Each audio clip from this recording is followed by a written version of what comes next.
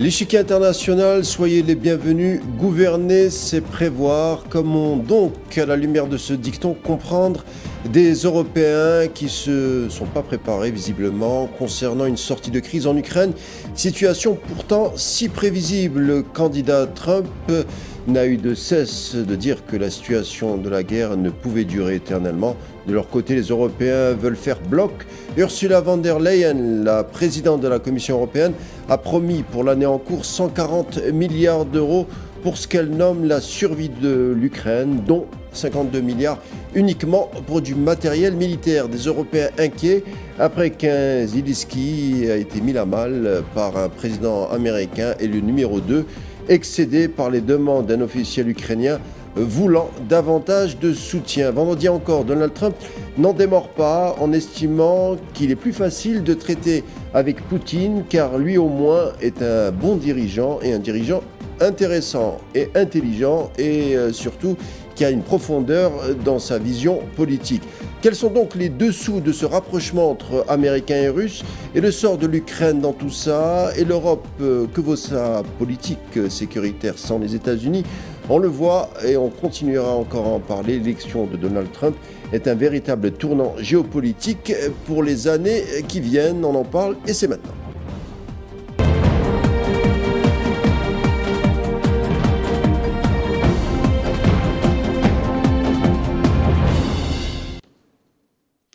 L'Ukraine, l'Europe face au vide laissé par les États-Unis avec un vent de panique qui souffle fort sur les chancelleries européennes. Que faire sans les Américains du côté européen? Cela en dit long en tout cas sur la mentalité des élites européennes. N'est-ce pas Karine Béché-Golovko? Bonsoir, politologue, professeur de droit à l'Université de Moscou. Bonsoir. Bienvenue. Nous sommes dans une situation particulière. Alors depuis la volonté de faire face et de surtout faire cesser les armes en Ukraine du côté américain, on a vu une levée de boucliers contre Trump de la part des Européens. Les éditorialistes français par exemple avec des sorties en chaîne, Trump serait dictateur, il aurait des liens avec le FSB, le service de renseignement russe, il serait fou d'extrême droite. Comment est vu finalement le rapprochement entre la Russie et les États-Unis de là où vous vous trouvez, c'est-à-dire à Moscou?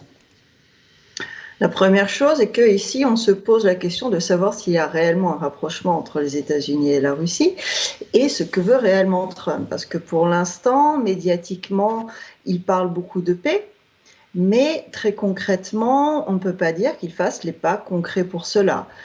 Il lance effectivement un ultimatum à la Russie et à l'Ukraine de cesser le feu, comme si, derrière, les États-Unis n'étaient absolument pas du tout partie prenante à ce conflit, comme si lui n'était absolument pas du tout le président des États-Unis, qui est le pays qui a initié cette guerre en Ukraine contre la Russie, et maintenant il se positionne comme un arbitre, comme quelqu'un de neutre au-dessus des partis. Donc on peut dire que les élites russes semblent avoir été quelque peu déçues de l'attitude de Trump, même si parallèlement on voit une espèce de transe généralisée au niveau des gens qui arrêtent soudainement de se poser des questions, qui sont tous là à dire Trump le faiseur de paix, Trump le faiseur de paix. Quelle paix propose Trump? Pour l'instant, on n'en a strictement aucune idée. Tout ce dont il a parlé est absolument irréalisable et inacceptable pour la Russie. Il dit qu'il veut conclure un accord avec l'Ukraine sur l'exploitation des minerais. D'accord, c'est un accord commercial, ça n'a rien à voir avec la paix. Et en plus, il conditionne derrière la signature de cet accord au renouvellement de l'aide militaire américaine. Quel est le rapport avec la paix dans ce cas-là? Il n'a toujours pas nommé de représentant spécial pour négocier avec la Russie sur l'Ukraine, ce que le ministère russe des Affaires étrangères ne cesse de répéter ces derniers jours. Il parle du fait que les Européens, qui soient en disant les méchants maintenant, alors que Trump est le tout gentil, doivent garantir la sécurité de l'Ukraine et trouve que l'idée de Macron d'envoyer un contingent européen sur place en Ukraine serait une excellente chose et que soi-disant Poutine était d'accord. Poutine et la Russie sont contre, et ils l'ont dit, et ils l'ont rappelé. La Russie a rappelé qu'elle ne fera pas de concessions territoriales. La Russie a rappelé qu'un simple cessez-le-feu ne l'intéresse absolument pas, elle est en position de force. Donc, il y a d'un côté une opération de com extrêmement forte et violente de la part de Trump. Il y a du côté de la Russie une certaine retenue parce que pour l'instant, on ne voit pas grand-chose. Si Trump a reconduit les sanctions contre la Russie pour un an, et parle de pouvoir aggraver les sanctions et les tarifs douaniers. Alors, Donc, on continue à parler voilà, des j'ai dessous. peur que la situation soit un peu plus compliquée que ce que l'on veut dire actuellement de ces pauvres Européens méchants qui n'ont rien compris, de ce gentil Trump qui va les mettre à plat. Oui, il va les mettre à plat, ça on est bien d'accord là-dessus, mais j'ai peur que ça n'ait strictement rien à voir avec la paix. Peut-être qu'il a voulu surtout, au début vous avez dit qu'il était, en étant le représentant des Américains, qu'il était responsable par rapport au conflit en cours, mais surtout il a voulu peut-être se démarquer, il le dit, hein, et qu'il se démarquerait de l'administration Biden, qui elle était en train d'investir à fond perdu pour la poursuite du conflit, de la crise dans cette région du monde, parce qu'il n'y a pas que la Russie et l'Ukraine, il y a la Russie, l'Union européenne, et puis d'autres pays limitrophes. Alors effectivement, oui, il y a un changement de stratégie, ça ne veut pas dire qu'il y a un changement de finalité. À la différence de l'administration Biden, l'administration Trump n'a pas l'intention de prendre en charge le coût de cette guerre atlantiste qui se développe sur le front ukrainien contre la Russie. Mais ça ne veut pas dire qu'il veut absolument sortir de cette guerre et laisser la Russie avancer et gagner. Donc, parallèlement à cela, nous voyons que les Européens remplissent toutes les missions que Trump a lancées également au début de son mandat quand il est entré en poste, c'est-à-dire augmentation des budgets de la défense, c'est-à-dire une prise en charge de ce conflit.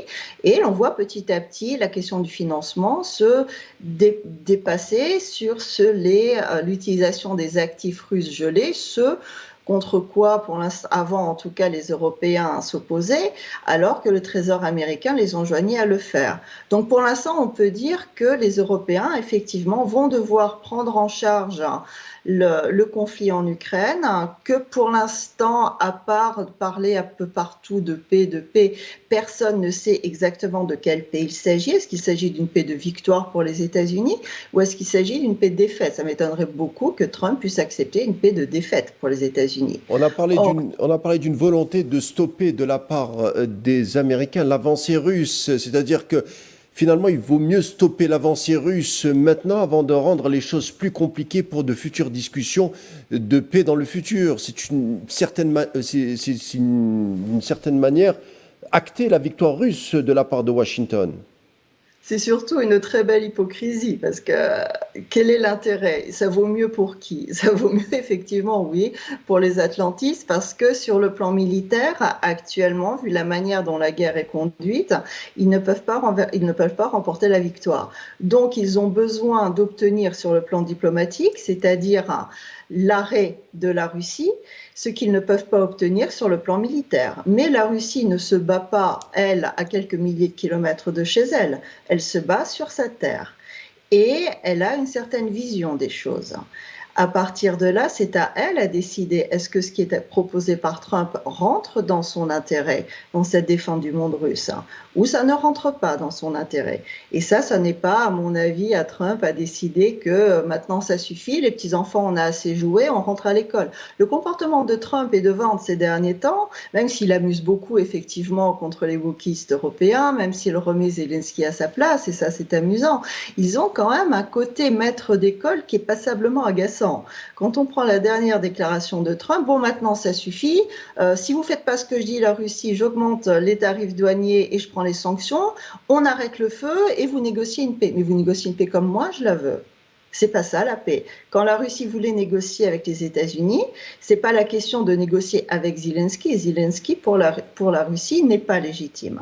C'est la question de négocier avec les personnes qui sont responsables de cette guerre. Et ce sont les États-Unis. Donc c'est Trump en tant que président des États-Unis. Ces personnalités ne nous intéressent pas.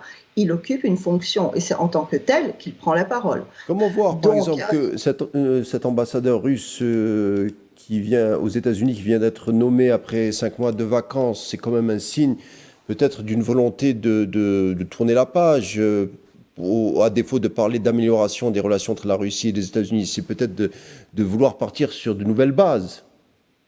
alors, il y a effectivement le seul point sur lequel, et vous avez entièrement raison, il y a une amélioration des relations, c'est la question de la petite restauration, rétablissement des relations diplomatiques. Pour l'instant, les immeubles qui ont été spoliés par les États-Unis, les immeubles diplomatiques appartenant au corps diplomatique russe n'ont pas été rendus à la Russie. Mais au moins, un ambassadeur a pu être nommé. C'est la seule chose. Pour le reste, si l'on parle de paix, il s'agissait lors des discussions à Riyad de mettre en place des équipes négociantes. La Russie a dit tout de suite qu'elle attendait de voir quelle équipe serait constituée par les États-Unis et qu'en fonction de ce choix, elle déterminerait qui aussi. Et à partir de là, effectivement, il sera possible de conduire des négociations. Manifestement, Trump ne veut absolument pas d'une négociation à niveau égal entre la Russie et les États-Unis. C'est en tout cas la manière dont c'est interprété en Russie. Et il essaye de renvoyer ça en sortant lui du jeu de façon un peu magique et renvoyer la Russie et l'Ukraine sur un même plan, comme si en plus Zelensky était un grand dirigeant autonome, souverain d'un pays parfaitement souverain. Alors on a dit autre chose. On a dit que Trump ne respectait finalement ne respectait pas les faibles, donc ni Zelensky ni les Européens, et au contraire, il était désormais ouvert à des négociations avec la Russie parce que la Russie était souveraine et justement était un pays synonyme de volonté de puissance. Tout à fait. Trump respecte les forts tant qu'ils sont forts. Donc, il ne respecte pas les Européens, il n'a aucune raison pour les respecter. Les États-Unis ont fait des pays européens des colonies atlantistes, hein, donc ces colonies, il les dirige, il ne les respecte pas et c'est tout à fait logique. Hein. La Russie, elle, s'est rebellée. Donc la question et l'enjeu, là justement, est de la faire céder et de la faire rentrer au pas. La négociation a eu lieu depuis longtemps. Rappelons-nous quand même à l'époque de la fin de l'époque soviétique aussi, il y avait eu des grandes négociations entre les États-Unis et l'URSS. Qu'en est-il de tous ces traités qui ont été signés? Il n'en reste rien puisque quand ils n'ont plus été nécessaires aux États-Unis, ils ont été annulés. Vous parlez de l'avancée de l'OTAN au niveau des Il n'y a même pays. pas eu de traité en principe. Je parlais des traités de démilitarisation, des traités START 2 qui n'a pas été, New START qui n'a pas été reconduit, sur les armes atomiques à portée intermédiaire, qui d'ailleurs ont été annulés par Trump lors de son premier mandat. Lui qui est pacifiste, c'est étonnant quand même. Alors les Européens, on l'a dit, veulent faire bloc. Le président français Emmanuel Macron a parlé d'une solidarité européenne dans un discours avec une forme de communication martiale en parlant d'une Russie synonyme de menace existentielle. Poutine lui a répondu, comme à son habitude, en faisant une référence à l'histoire, en disant ils sont plusieurs à avoir voulu envahir la Russie, pardon. On sait comment ça s'est terminé. C'est une manière de renvoyer justement à Napoléon qui a tenté d'envahir la Russie et on sait comment ça s'est terminé puisque en retournant, l'armée napoléonienne a complètement été grignotée non seulement par les soldats russes mais aussi par le froid et par les loups. Voilà, tragédie quoi. Oui. Et la France aussi a été grignotée derrière, d'ailleurs. Mais disons que Macron n'est pas Napoléon, même s'il aimerait beaucoup, et évidemment, oui, c'est clair, il aimerait vraiment beaucoup. Ça En ne nous a pas revanche, échappé. c'est difficile de le rater, il essaye quand même beaucoup. Mais nous sommes à une époque différente. Hein. Nous étions à l'époque de Napoléon, à l'époque de la Première Guerre mondiale, encore à l'époque de la Seconde Guerre mondiale, à une guerre qui était une guerre entre des États souverains. Nous sommes aujourd'hui dans le cadre d'une guerre contre les États souverains et notamment contre la Russie en tant qu'État qui veut être souverain. Donc c'est un paradigme complètement différent et si l'on sort de ce paradigme, on a une vision faussée de la situation. C'est À mon avis. Vladimir Poutine qui nous incite à nous plonger dans ce paradigme en faisant une référence à l'histoire. D'ailleurs, même Lavrov, de temps en temps, il prend une métaphore historique pour parler des relations complexes entre États ou des situations de crise. Et Poutine le fait souvent, on se rappelle de son discours en parlant du conflit en Ukraine, en revenant sur l'histoire de l'Ukraine, l'histoire de la Russie, les relations de l'Ukraine et la Russie, les relations entre les Ukrainiens et les Russes. Et on se rappelle, ça a duré, je crois, une heure, plus d'une heure, et c'était passionnant parce qu'on se rend compte que qui ignore l'histoire est poussé à recommettre les mêmes erreurs. Tout à fait, sauf qu'il ne faut pas oublier que l'histoire ne se répète pas, l'histoire évolue. Elle s'appuie sur ce qui a été fait pour avancer. Et en ce qui concerne l'histoire et le rappel historique de Poutine par rapport à l'Ukraine, pour comprendre pourquoi la Russie n'acceptera pas un simple cessez-le-feu, l'Ukraine fait partie de la Russie depuis plus d'un millénaire. Pendant quelques dizaines d'années, 2 fois, elle a été sortie de la Russie et à chaque fois, elle a été utilisée par l'Occident contre la Russie. Donc la Russie finit par tirer les leçons aussi de l'histoire, justement. Mais par ailleurs, il y a effectivement aussi l'espoir en Russie qu'à un moment donné, les pays européens redeviendront des pays européens, c'est-à-dire qu'il y aura à nouveau la France, la Grande-Bretagne, l'Allemagne, qui auront un intérêt national et des élites nationales pour défendre cet intérêt national. Or, on voit très bien que, et dans les déclarations des élites russes ici aussi, que ce soit Lavrov, que ce soit Poutine, plusieurs fois, ils mettent en doute quand même justement cette autonomie des pays européens, cette domination de l'Union européenne et notamment le fait que, en l'occurrence, ces pays défendent des intérêts qui ne sont pas les leurs, notamment lorsqu'ils ont adopté les sanctions contre la Russie. Donc, on va dire que le discours russe est un discours complexe. Il n'est justement, à la différence du discours que l'on peut trouver en Europe, ou en tout cas dans ce monde atlantiste, il n'est absolument pas ni primaire ni monolithe. Il est extrêmement complexe et il cherche à faire ressortir la complexité de ce monde. La En mémoire longue attendant, aussi. tout à fait, c'est un pays qui a une histoire très longue, très complexe, et qui, à chaque fois qu'il a perdu du territoire, jusqu'à présent en tout cas, il s'est reconstitué. Donc la question qui se pose, et peut-être qui fait peur aussi aux États-Unis, qui ont tant besoin de mettre en place ce cessez-le-feu pour arrêter la Russie, c'est peut-être d'éviter cette reconstitution de la terre russe, comme historiquement elle s'est reconstituée à plusieurs reprises. Donc, il y a ici, à mon avis, un problème majeur, c'est qu'il y a objectivement une incompatibilité de vision entre Trump et Poutine. Il peut y avoir des rapports personnels respectueux, et c'est un fait, et ça Trump le dit, et Poutine le dit. Mais comme Trump aussi l'a dit là, juste aujourd'hui à Fox News, s'il a un rapport amical avec Poutine, en attendant, il a une ligne très dure envers la Russie. Parce que son intérêt, c'est les États-Unis, c'est pas la Russie, c'est pas Trump qui va faire un cadeau à la Russie. En Ukraine, notre armée n'est pas en mesure de conduire un conflit de haute intensité, révèle avec d'ailleurs une franchise rare les généraux que sont Jean-Marie Fougère et Christophe Gomard, qui viennent d'ailleurs à la suite de constats d'autres militaires gradés comme le général Pilizzari et Cousteau. Ils évoquent tout bonnement la dégradation des capacités militaires françaises. Karine Béché-Golovko. Tout à fait. L'état de l'armée en France est absolument pitoyable. Ça fait des années que les états-majors tirent la sirène d'alarme et ça fait des années que les politiques ne les écoutent pas parce que justement, il y aurait ce parapluie américain, c'est-à-dire en fait cette domination américaine et cette soumission des pays européens sur le plan militaire. Le constat est exactement le même pour à peu près tous les pays de l'Union européenne. Il y a quelques bémols à dire. Tout d'abord, l'Allemagne, elle, a gardé son industrie, donc elle a plus de capacité pour la relancer, à la différence de la France qui l'a littéralement détruite.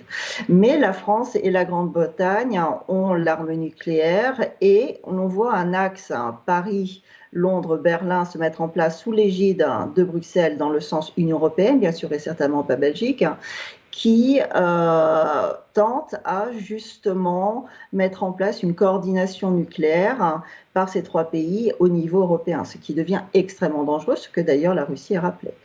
Mais nous voyons ici aussi l'intérêt du jeu joué par Trump, d'essayer de faire faiblir la Russie dans sa volonté de gagner sa sécurité, puisque personne n'a voulu les lui garantir. Dans ce cas-là, elle la prend et elle l'assume. Et à partir de là, de faire, en tout cas, hésiter la Russie à avancer trop vite, et ainsi de donner du temps aux pays européens pour se réindustrialiser afin de pouvoir effectivement mener un combat de haute intensité et de longue haleine. Parce que n'oublions pas une chose, c'est que la Russie a fait des progrès technologiques sur le plan de la création d'armes de haute précision, des armes hautement technologisées. Qui est reconnu par les élites américaines.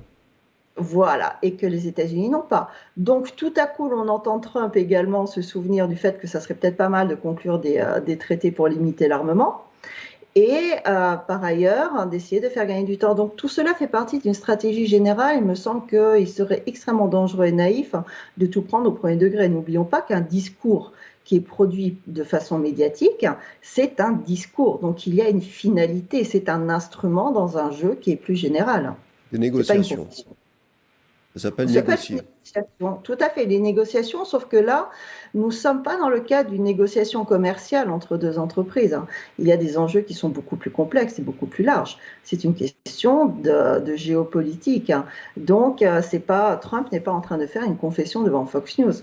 Et ça aussi, il faudrait peut-être essayer de le comprendre. Sauf que lui, il entrevoit parfois la négociation géopolitique de la même manière qu'il établirait une négociation avec des partenaires commerciaux. Il le dit lui-même, d'ailleurs, dans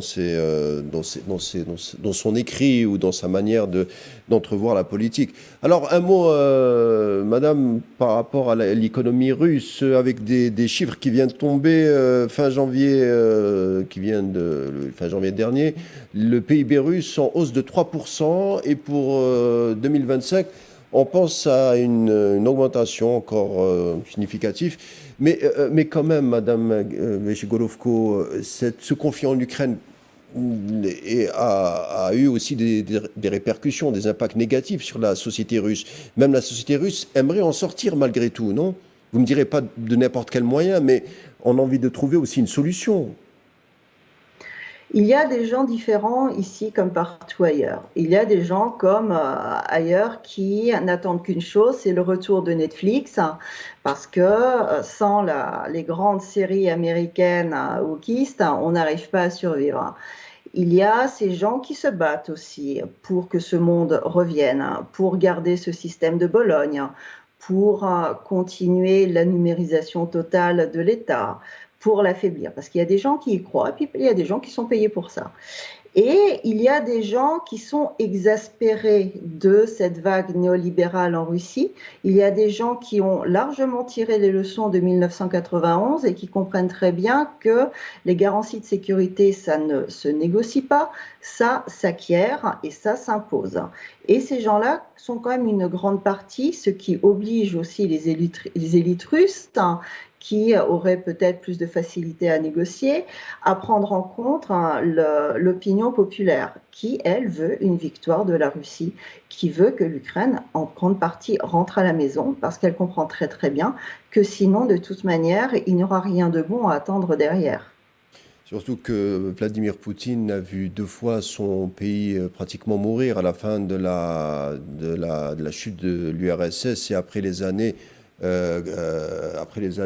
Helsinki. Donc il sait ce que c'est un État fort et il sait sur quoi la souveraineté doit être bâtie. Alors, Madame Bichet-Golovko, dernière question. Durant ces années de conflit, on a observé de la part des Européens une forme de russophobie, une russophobie qui a peut-être exacerbé aussi le conflit d'une certaine manière avec des athlètes, on se rappelle, des athlètes russes interdits de compétition, des artistes aussi interdits de représentation. On a vu aussi des cours sur Dostoïevski, Gogol, Pouchkine, interdits au sein des universités européennes.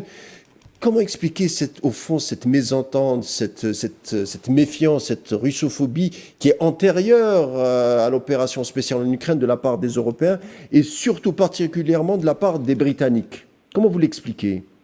Il y a eu un très très fort travail qui a été fait sur les sociétés européennes par l'intermédiaire de différents programmes de financement américain d'ONG qui ont extrêmement bien travaillé, en tout cas pour réécrire l'histoire, puisque si l'on se souvient aussi, au fur et à mesure que l'on s'écarte de la fin de la Seconde Guerre mondiale, les populations en Europe oublient le rôle de l'armée rouge et croient de plus en plus que ce sont les États-Unis qui les ont libérés. 27 Donc il y a eu millions de morts, hein. voilà. Et il y a eu un énorme travail de communication qui a été fait pour retravailler les sociétés européennes. Nous sommes dans une période où il y a eu au moins une quarantaine d'années soyons honnêtes, de débilisation totale des sociétés européennes, que ce soit avec une dégradation de l'école, que ce soit avec une dégradation de tout ce qui est le cinéma, le théâtre, la littérature. Donc nous en sommes arrivés effectivement à un niveau, comme vous disiez, de personnes qui ne connaissent pas l'histoire, et quand ils ne connaissent pas l'histoire, on peut les manipuler sans aucun problème. Et à partir de là, le tout conjugué à un remplacement des élites nationales par des élites atlantistes globalistes, nous obtenons cela, c'est-à-dire des élites qui considèrent que la Russie est l'ennemi et qui donc tiennent une propagande de guerre et qui le disent ouvertement en plus. Merci beaucoup, ça sera le mot de la fin. Merci beaucoup. L'échiquier international a été accompagné ce soir par Karine Béché-Golovko, politologue qui est intervenue à partir de Moscou, qu'on remercie. Je vous dis à bientôt, madame. Merci de nous avoir suivis, chers fidèles téléspectateurs. On se retrouve demain. D'ici là, portez-vous bien et bonne soirée.